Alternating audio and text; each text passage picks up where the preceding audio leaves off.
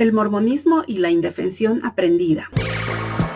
¿Qué tal, mis cínicos? Aquí de nuevo con otro estudio, otro mecanismo interno que nos va a ayudar a entender cómo muchos hemos aguantado bastante tiempo dentro de una secta, viendo directamente o percibiendo bastantes injusticias, y me diréis, pues porque creíamos que nos lo merecíamos o que la doctrina nos enseña que no hay recompensa sin sacrificio. Pero ¿cómo se llega a eso? Bueno, el abuso narcisista y psicopático de la iglesia alcanza todos los niveles: financiero, energético, emocional, etc. Todos invertimos algo en la iglesia en mayor o menor medida, y es lo que suele pasar con las sectas, pues que se aprovechan de ello, de esa voluntad que pusimos en su día, y que aún ahora hay más de 4 millones de miembros activos en la iglesia, fuertemente involucrados, que siguen dentro del ciclo destructivo sectario, es decir, bombardeo de amor, depredación, devaluación y hoovering. Bombardeo de amor, depredación, devaluación y hoovering. Bueno, la depredación y devaluación son lo peor, porque es en estas etapas donde te extraen tus recursos, tu tiempo, tu dinero, emociones, tal cual vampiros, pero que en vez de sangre te succionan la vida, ¿no? Y luego te desprecian. Y es entre estas etapas cuando uno se va haciendo más resistente al abuso, gracias a la indefensión aprendida. Y muchísimos caen en una profunda depresión que encima tienen que negar, ocultar, fingir, camuflando sus síntomas o acudiendo a tratamientos farmacológicos. Pero ¿qué es la indefensión aprendida? Es un estudio, un experimento realizado por el psicólogo y escritor estadounidense Martin Seligman. El experimento consistió en encerrar a 2 perros en compartimentos rectangulares y se les daban descargas eléctricas, es decir, refuerzo negativo continuo. Hablando de refuerzos, os recomiendo ver el capítulo del refuerzo intermitente, porque es cuando menciono lo del refuerzo negativo continuo, y ahora vais a entender por qué. Bueno, os decía que a un perro le daban estas descargas y el perro tenía una palanca delante con la que podía desactivar las descargas dándole con la pata o con el hocico, no sé bien con qué, pero un perrito podía librarse de estas descargas. En cambio, la palanca del compartimento del otro perrito no hacía nada, así que no tenía manera de evitar las descargas, y el pobrecito se resignaba a sufrir y sufrir, ¿no? Es decir, se rindió, tiró la toalla, porque sabía que ni dándole a la palanca, ni saltando, ni haciendo lo que hiciera, se iba a librar de las descargas. Conclusión, se rindió, se quedaba paralizado. Ya este comportamiento se le llamó indefensión aprendida, porque el perrito aprendió a estar desamparado, totalmente indefenso. Bueno, más adelante pondrían a los 2 perros en un compartimento más grande, pero dividido en 2 por una pequeña valla, y un lado estaba electrificado y el otro no. Y cuando daban las descargas, el perro que había aprendido a darle a la palanca sabía que tenía alguna posibilidad de evitar ese dolor. En cambio, el de la indefensión aprendida corroboró la eficacia del experimento, quedándose nuevamente paralizado, indefenso, resignado, sin ni siquiera intentar saltar esa pequeña valla que tenía delante. Así que, mis cínicos, esa es la indefensión aprendida. Y luego se vio que este comportamiento se da en entornos excesivamente controlados. Lógicamente, amigos, nosotros no somos esos perritos ni ratas de laboratorio, pero psicológica y socialmente sí tenemos comportamientos equiparables. Estas descargas eléctricas, ese daño, ese dolor, ese condicionamiento que funcionaba para paralizar a los perritos, en nuestros casos como miembros de la iglesia hemos sido inculcados con tantísimas creencias limitantes que coartaban nuestra libertad en todo sentido: libertad de pensamiento, libertad de expresión, libertad de movimiento, etc. Y las descargas eran esas constantes amenazas de castigo divino. Aprendimos a vivir con miedo, culpa y vergüenza. Y si tienes dudas, tienes miedo a preguntar, a cuestionar,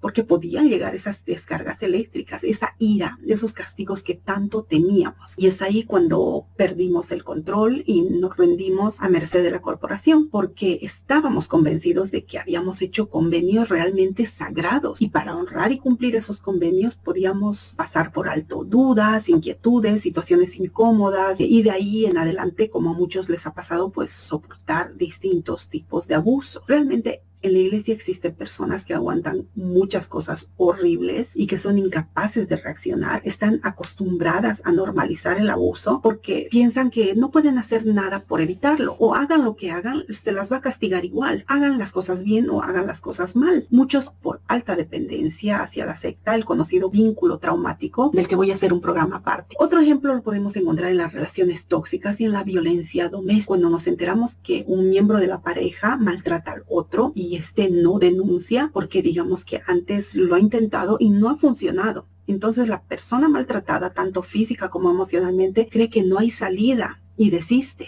se rinde. Y nosotros que lo vemos de fuera decimos, ¿por qué no lo deja? O la deja, ¿no? O ¿por qué no la denuncia?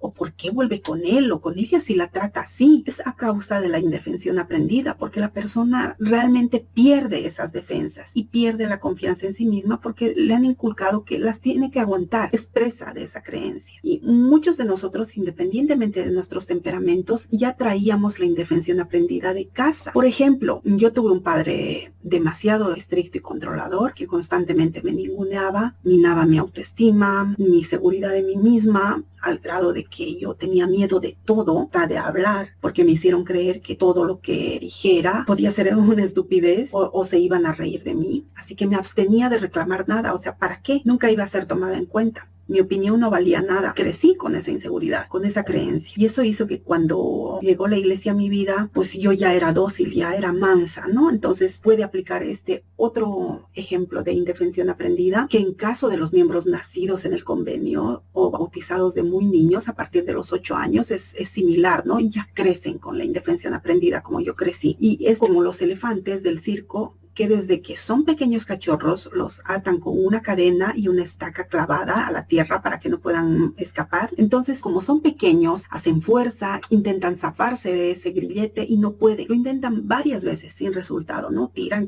no pueden. Entonces, crecen con esa creencia de que nunca van a poder escapar y se hacen enormes. Luego son animales de considerables dimensiones. Los puedes atar a una silla y ni van a intentar zafarse. Lo mismo pasa con la mente humana y las creencias limitantes. Una cosa es criarse con valores y principios éticos, con los límites que nos pone nuestra propia conciencia, con los conocimientos del bien y del mal, y crecer con empatía, sabiendo cuándo podemos hacer daño a los demás gracias a esa empatía y no con miedo a castigos, viviendo como hámsters en la rueda esperando la comida. Entonces hay una diferencia muy grande entre vivir bajo las imposiciones manipuladoras de una religión o de un sistema de creencias limitante en base al miedo, la culpa y la vergüenza. Esas son las descargas eléctricas del experimento de Seligman, a vivir con la libertad de pensamiento y criterio propio. Y estoy hablando de creencias limitantes y de las prácticas que vienen a partir de esas creencias. Todo está en desaprender esa indefensión, en romper dichas creencias y el vínculo traumático, en superar esos miedos. Por ejemplo, hay mucha gente que me pregunta cómo puede salir de la iglesia porque les parece súper difícil. Y no niego que en muchos casos se torna complicado porque romper con toda una vida dentro y tienen miedo a un consejo disciplinario, como si después del consejo disciplinario van a salir al patio de la capilla y te van a fusilar ahí mismo, ¿no? Que es el miedo que te hacen creer con la condenación eterna, ¿no? Y como si fuese algo de